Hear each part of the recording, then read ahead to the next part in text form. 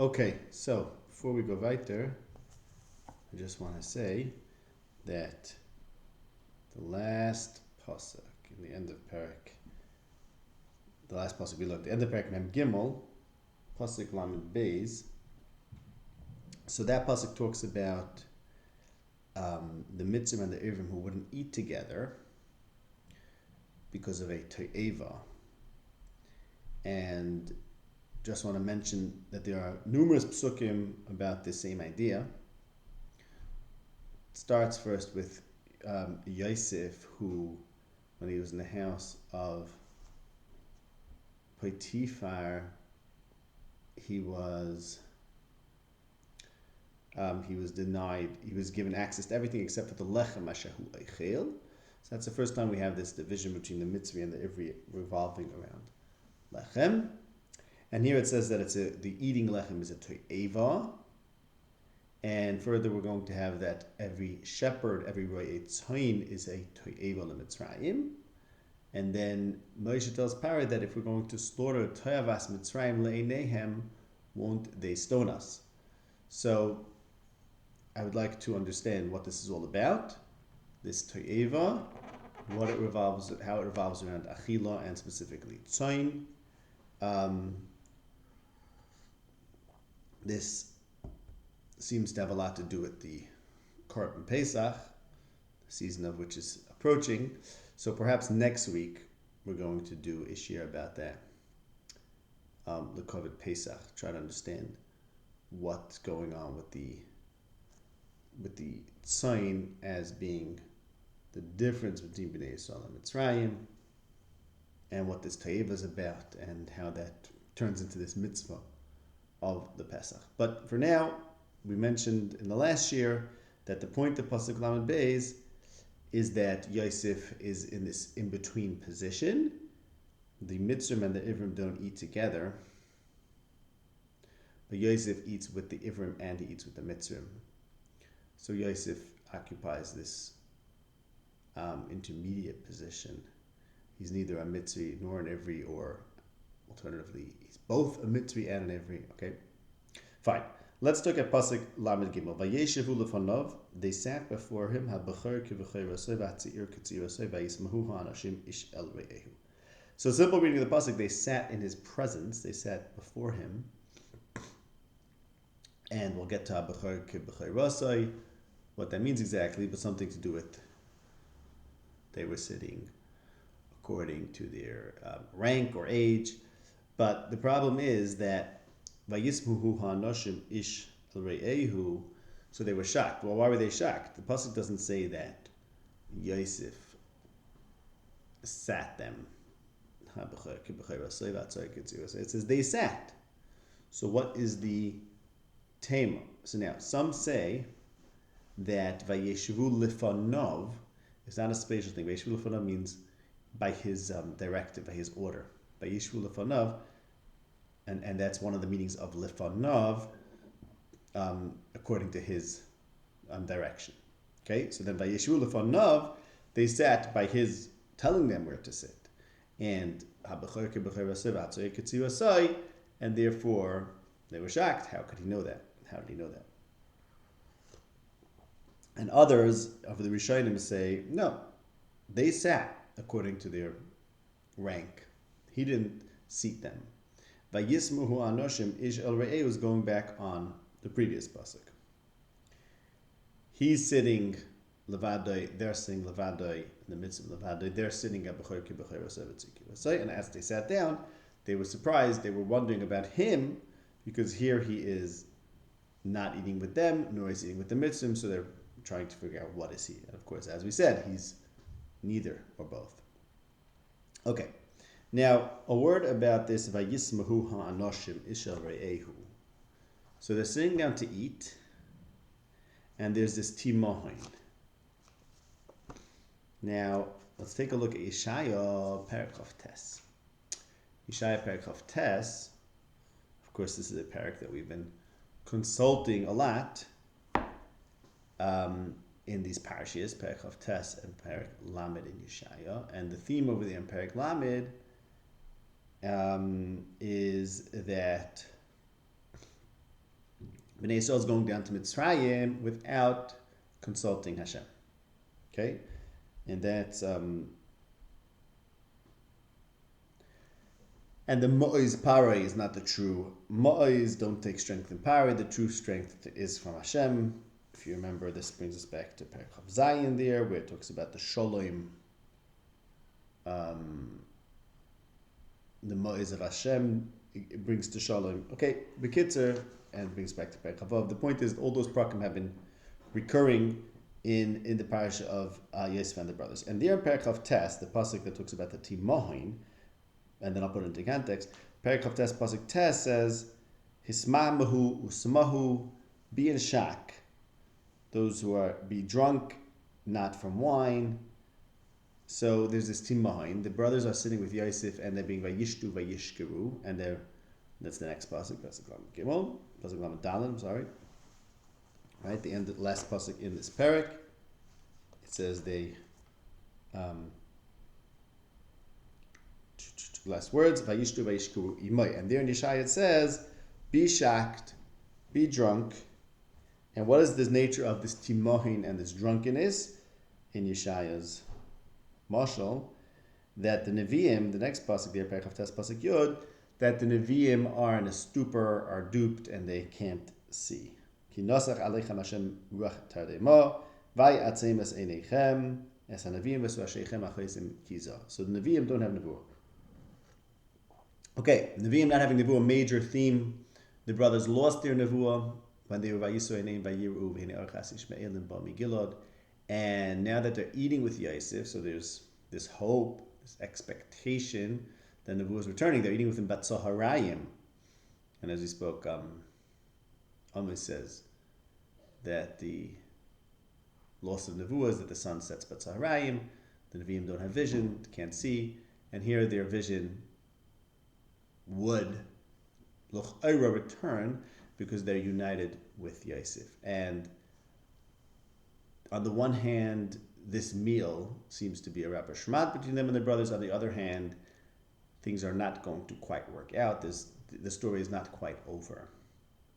Okay, the story is not quite over. There's still going to be Hester, right? Why is there Hester? Again, the context, because they're going down to Mitzrayim without consulting Hashem. They're doing this without Das Hashem, as we've discussed numerous times. So the point is that Yeshaya is saying that, okay, here you are eating with Yosef, but there's still a timohin, there's still a shak and a perplexity, which means that you're still not Nevi'im. Remember, we spoke about the fact that Yosef is testing them, whether they're going to be shacked. They're not supposed to be shacked. If they are shacked, that means they don't understand something. The kids are, it didn't quite work out. And let me tell you the context over there in Yeshaya. There's a lot of Ramazim there. The psukim prior to this talk about someone who has a dream at night, and like a hungry person who dreams and he's eating, and he wakes up and he is still thirsty. So this is an amazing play on our parsha, because the dreams of Yosef were a bit, and then the Navi continues and says, see, the Nevi'im still can't see. So it's mamish a beautiful play on our parsha, because Yosef had these dreams about food. And the brothers now think, or we think, reading the parsha, there's a possibility that the dreams about food are now coming to their fulfillment, and everything's fine. The brothers and Yosef are eating together, and there's no problem. But no, they wake up and they're still hungry, which means to say, this is just a mirage. It's not an actual perfection of what the dreams portend, that Yosef and the brothers should have a kind of unity where he's in charge of the food. This is just foreshadowing that or teasing that, but it doesn't actually happen, because the Nevi'im still don't have visions. And then the pasuk says further. So this is Perek Chav Tes. That's pasuk I just told you where it's Zayin and Ches. And then this pasuk of Tes is Ismahu Smahu. Yud through Yud Beis is about the Nevi'im who can't see. And then pasuk Yud Gimel is Vayomer Hashem Yan ki nigash ha'am hazeh. This nation approaches me, and they speak to me, and they respect me with their mouth and with their lips. V'libam rochak yimeni. Therefore, lachein hineni Yosef lahafli es amazeh hafle b'fela v'avdu chachmos chachmon chachamov uvinas nevodav tistator. Because they're hiding from Hashem, as we discussed, the hiding from Hashem is last their Eitzah, they go down to Mitzrayim without consulting Hashem. Okay, but the Yanki Nigash Amazeh, I think, is a reference to Vayigash Elav Yehuda. Yehuda approaches Yosef and he flatters him and he doesn't mean what he's saying. And that's a mashal for the fact that things are still unclear. And similarly, we approach Hashem because we don't understand him, but nonetheless we approach him and we beseech him, but v'libam rachak mimeni. And therefore, Yosef, there's another remez there. Yosef lahapli yasam azeh. This is the remazim of the troubles that the brothers have with Yosef, because the whole competition is ostensibly Yosef is the in chacham v'nav kamecha, but as we discussed, the Nevi'im are not so sure about that, and the whole tension between Yosef and the brothers is whether the chachma and the bina that Yosef seems to have supposedly achieved, but he achieved it under Paris, so maybe it's not really chachma bina and so on, whether he's going to in fact have this unity with the brothers revolving around that chachma bina, or the fact that they were doing an eitzah without asking Hashem still hasn't been rectified, and therefore they're still not Nevi'im. That's what Yeshaya Navi says, based on, again, with allusions to this parsha where they're eating bread with Yosef would suggest that the dreams of Yosef, the predictions of Yosef have come true, and what we're expecting to happen is for everyone to live happily ever after, and for the Nevuah to return, and the Chachma Bina of Yosef now has achieved its results. But no, they're eating with him, but they wake up and they're still, it turns out to just be a dream, right? And they're really still hungry, meaning they're still not Nevuah. Instead they're B'tim Mohin. Okay, so now that's about the Timohin. But now I want to go backwards over here. I want to talk about what does it mean that he sat them or they sat. So let me tell you what it does not mean. It doesn't mean he sat them in order of age, because it doesn't say that. It doesn't say kisel doisam like we have in other places. So what does abechor kibchor yosef hatza'ir kitzir mean? We're not talking about birth order, top to bottom, or oldest to youngest. It's the firstborn according to his firstbornness, and the baby or the little one, which is the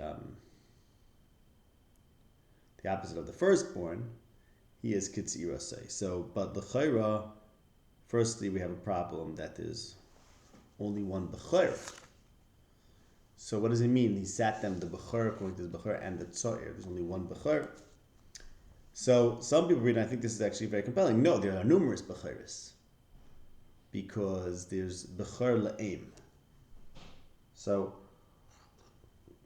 but the main point you have to understand, the main point is the pasuk is not stressing that he sat them in order of age. That's not the point of the pasuk. The point of the pasuk is that he's respecting, or he's dealing with, he's doing something with bechorah. Again, you could say that each bechor sat kebechor raseh. So the bechor Leah sat at the rosh of the tzirim of Leah, and so too with Bilhah, and so too with Zilpah. Now, why is it so important? Because Binyamin then, who's by the way the tza'ir, as it says in Tehillim, Binyamin tza'ir Raidim, in Tehillim Perek Samachez, I think it is. I wrote it down somewhere.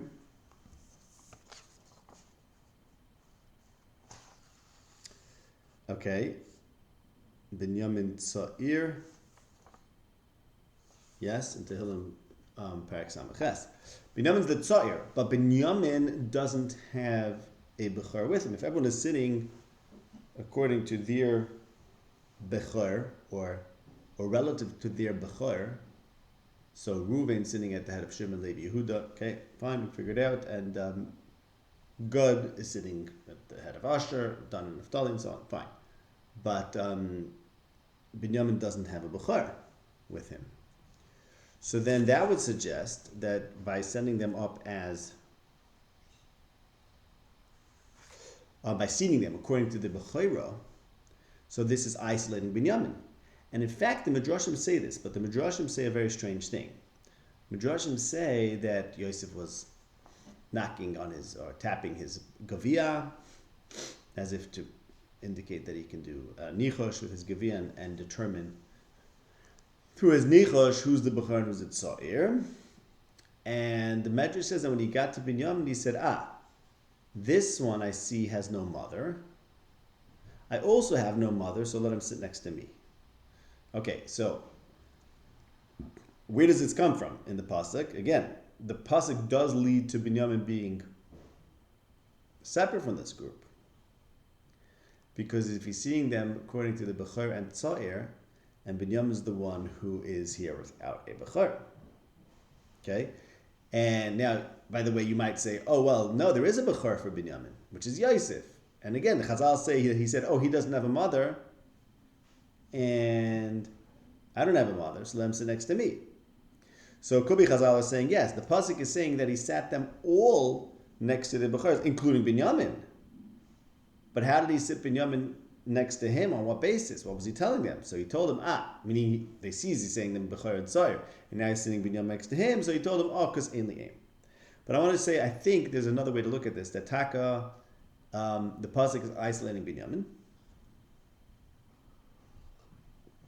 because Yosef's seating arrangement had to do with Bechoris, and Binyamin has no Bechor. But this significantly ties into the fact that he doesn't have a mother, like Yosef doesn't have a mother. We'll get to that soon, okay? But either way, there's a focus in the pasuk about Bechor, which is very important. The subject of Bechorah, in the context of Yosef's story and his competition with his brothers, is very significant. Because Reuven was the Bechor, but as the pasuk says in the Yamim, the Bechorah was given to Yosef. Hence we get to Ephraim and Menashe, and then again you have that same story. Well, Ephraim is the Bechor, Menashe is the Bechor, Ephraim is the Tza'ir, and yet the Tza'ir usurps the Bechor, and of course we have the Tza'ira and the Bechira, and Yaakov is and Yaakov and Esav, Rav Yavid Tza'ir. Of course, there's always this old debate in the whole Bereshis, Yitzchak and Yishmael, back Cain and Hevel, about the older and the younger. Okay, but there's, at least in the Yosef story, Yosef is favored over his brothers, and in fact he usurps the Bechor. Okay, now, so what are you supposed to do with the Bechor? You're supposed to be makir the Bechor, right? Lo yuchal lahakir as ben abisnu ben ben ahavuva pnei ben hasnua habechor ki es habechor ben hasnua yakir. Here the pasuk says vayakir Yosef S10 v'him lo yikiruhu. So he recognized their status; they're not makir him. Now remember, he was usurping them sort of as the Bechor. He took over the Bechor from Reuven, and he was favored by his father. And by Yaakov in front of Yitzchak, it says v'lo yikiroi ki hoyu yadav kidei Esav Seirais. So really with the Bechor, it's very important to be makir the Bechor, to identify him as what he is, to recognize him for what he is. Yitzchak didn't recognize Yaakov. Yaakov l'chor was over, so to speak, on the yuchal levaker as pnei ben ha'huva al pnei ben hasnua Bechor, by preferring Yosef to the brothers. Yosef is makir them, and they're not makir him. Okay?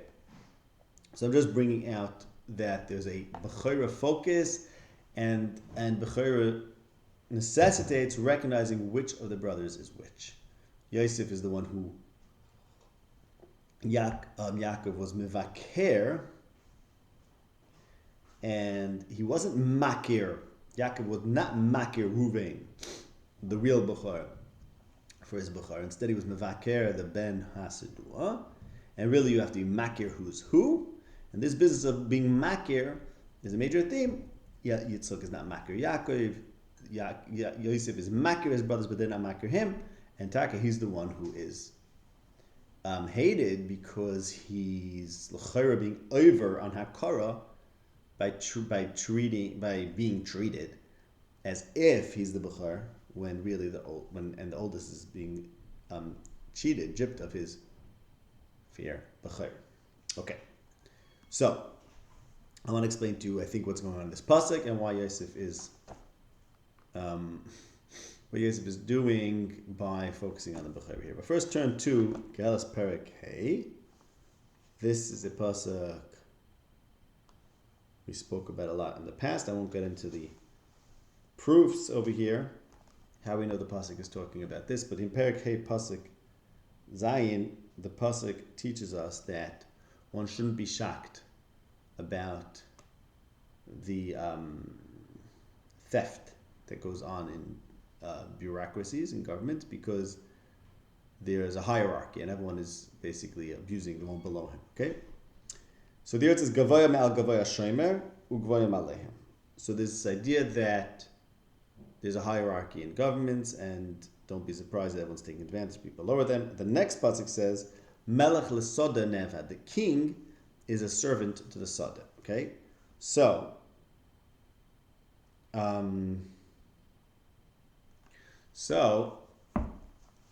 I think we discussed this, that there's a concept that there's hierarchy in Mitzrayim, and the hierarchy, the buck stops at Paroi. But there the pasuk says that actually the one who could control the Sodeh actually subjugates the king, because the king is a melech, is nevad to the Sodeh. So even though Yosef, Paro told Yosef, Ani Paroi, and Rakakise Egdami Mecca, in a certain sense, Paro is really a slave to Yosef. So the pasuk is saying there is a hierarchy, and then the pasuk goes to Tvu over there. We discussed this pasuk well. The point is like this. So on the one hand, the pasuk is saying there's a hierarchy. On the other hand, the hierarchy is overturned because Tavua controls everything. So you would think there's a hierarchy of status, and of course the highest status is the Kisei, Paroi, but in fact Yosef's position, controlling the Tavua, makes it even the Melech is not necessarily at the top of the hierarchy. So there's a hierarchy, but an overturning of the hierarchy. Okay? Keep that in mind. And so I still that's to this pasuk and other pasukim, I think, in this parak, because here he's ranking them. We'll get to that soon. Okay, one comment.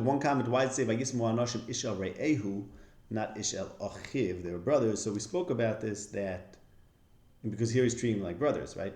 But we spoke about this, that they're not called Achim at a certain point in the story, and that's because they're no longer representing Yaakov. Yaakov recuses himself from what's ever happening to them because he sees it as his punishments. Everything that's happening is because of him, so therefore he takes himself out of the picture. So they're no longer treating each other like brothers, they're just like a Klal Yisrael, just like a bunch of people, a nation. Here Yosef is treating them like brothers, he's bringing them back to their childhood, because he's again going into the question of who's older. And really they're trying to move past that and be a nation of equals, because in a nation you don't have this sibling rivalry, and Yosef is bringing them back to that. They were trying to not be Achim, and here Yosef is bringing back that whole story, I would suggest. Okay, but now, so keeping in mind that 2 points we wrote so far. First of all, that there's a whole focus on Bechira. Second of all, there's a question of the hierarchy, yes or no, and also that they maybe don't want to engage in this, and Yosef is bringing them back to this. Okay. So, but first I want to read the next pasuk, and then we're going to, I think, tie it all together. We're going to tie it all together. Okay, next pasuk goes like this. Last pasuk in the parak. Va yisa mas ois me'es panav alehem va terev masas binyamin mi mas ois kulam chamesh yadois vayishtu vayishku imay.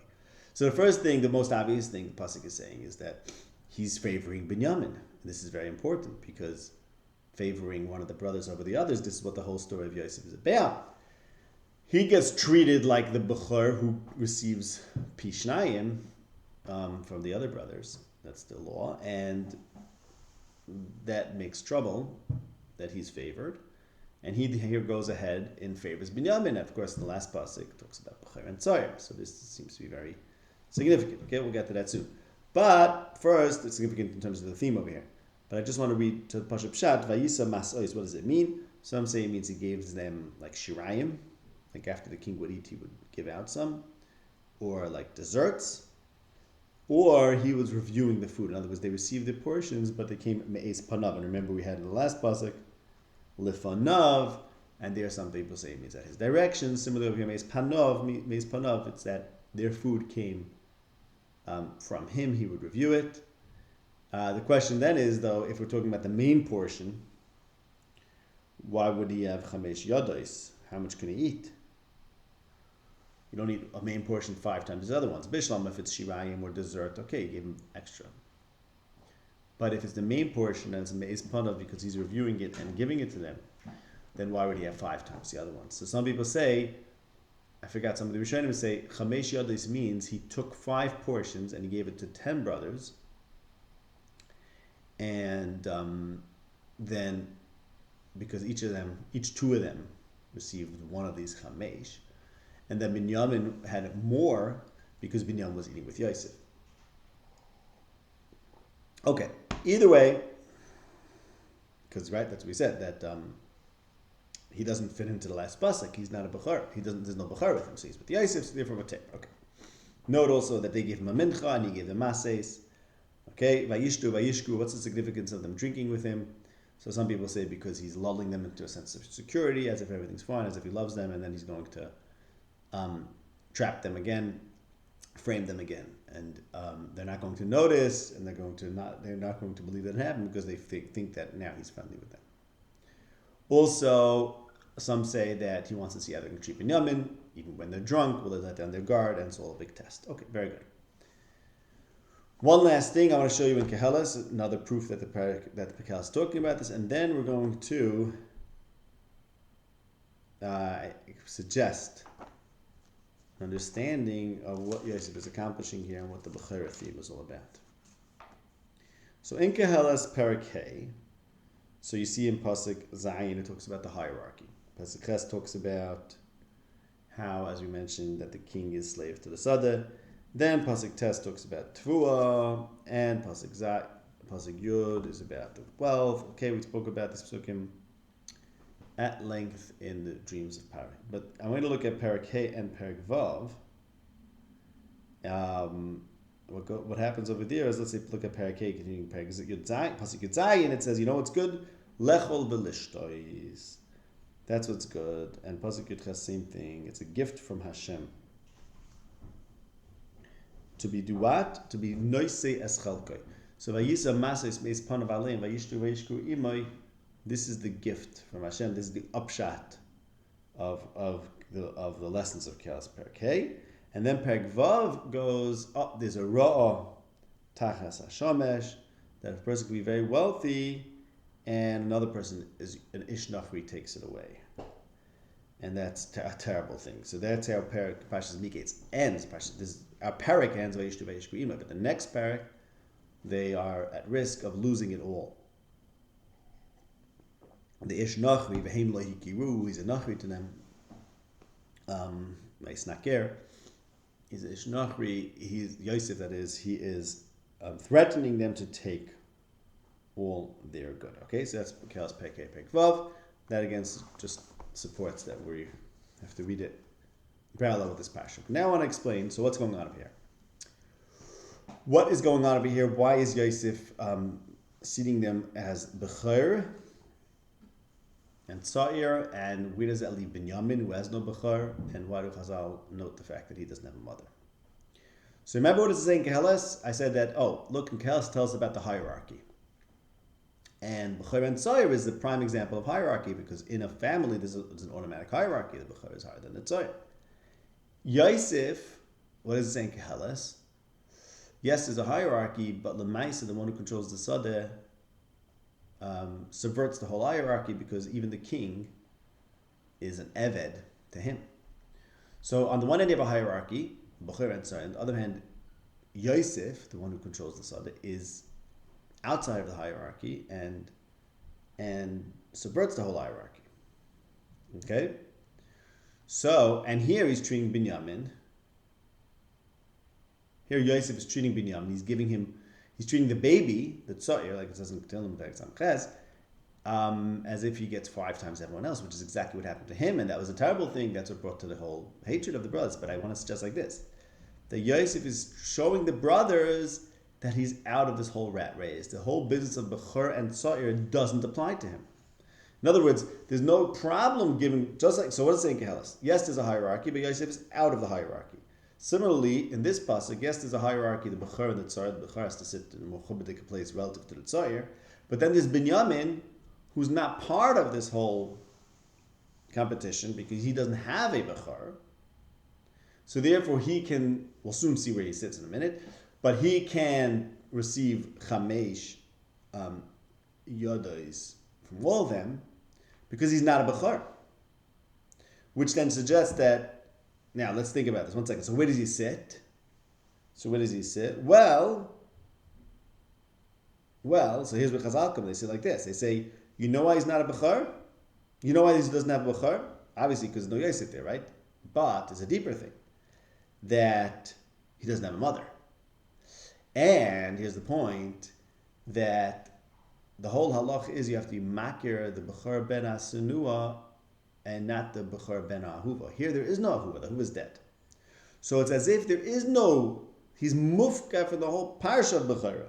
So it's not merely, the simple reading is Binyamin doesn't have bechor because his older brother is not here. But it's more than that. Actually, Yosef is arguing that Binyamin and me as well are completely took ourselves out of this whole competition. See who's going to be the bechor, because the whole competition is, look, you're the bechor from that mother, I'm the bechor from this mother. Maybe bechor should follow the mothers, and then it depends which mother's beloved. But I don't have a mother, and he doesn't have a mother, and therefore he, Binyamin, like myself, I'm completely out of this competition for the bechor. So basically, what I'm saying is like this: by setting them up as a bechor and isolating Binyamin, and then yes, Binyamin's sitting with him because for the same reason, symbolizing the same thing, that he's also out of the bechor competition.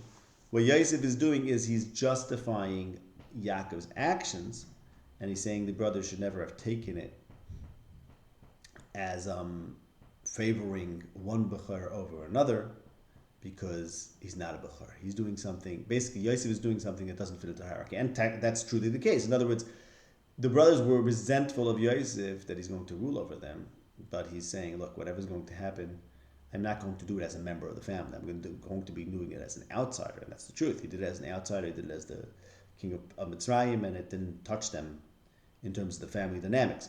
So that's what he's doing in this pasuk. He's saying, look, here's the family dynamics, but the family dynamics are bechor tzoyer depending on who has a mother. The one who doesn't have a mother, that indicates, the loss of the mother indicates or symbolizes, or perhaps something deeper, that those children are doing something that is separate from the family, outside of the family, and therefore you shouldn't look at what's happening to them as something that threatens the status of the rest of the family.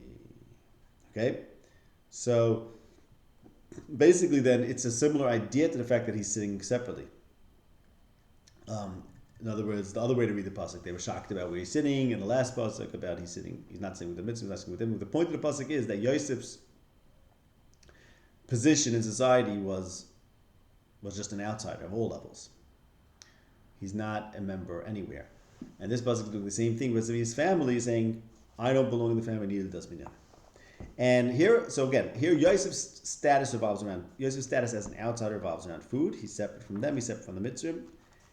And Daniel also, that's the other place where it says S10 yodos, right? Remember we spoke about that Daniel, end of the paragraph in Daniel. It said that Daniel, by keeping separate from the food of the king, he received S10 yodos of wisdom.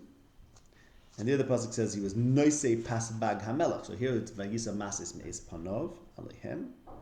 And Binyamin received chamesh yodos. By the way, later Binyamin received chamesh chalifos, so 5 and 5. And Daniel was S10 yodos, and we also showed that why was he S10 yodos? He knew how to interpret dreams. So we also spoke about this in the beginning of Miketz. Yosef also was S10 yodos over the brothers. But the point of L'Nyanenu is that there too it revolves around food, the king's food, and there it's being noised, not in the king's food. Here too, there's an element of the food element, and Yosef separates based on that, separates from Mitzrayim, revolving around food, and here too he separates from the brothers revolving around food, and he takes Binyamin and he says, he's with me. He is with me because we're both not part of the bechor tzoyer competition. Okay, so we will leave it at that. Like I said, perhaps next week there's going to be a special shir, even though it's been azmanim, so really now our schedule ends. But if I can, I'm going to prepare and study the idea of the tzoin and the lechem of Mitzrayim and the te'eva, and how that brings us to Korban Pesach. I assume it does, but we'll see for sure next week.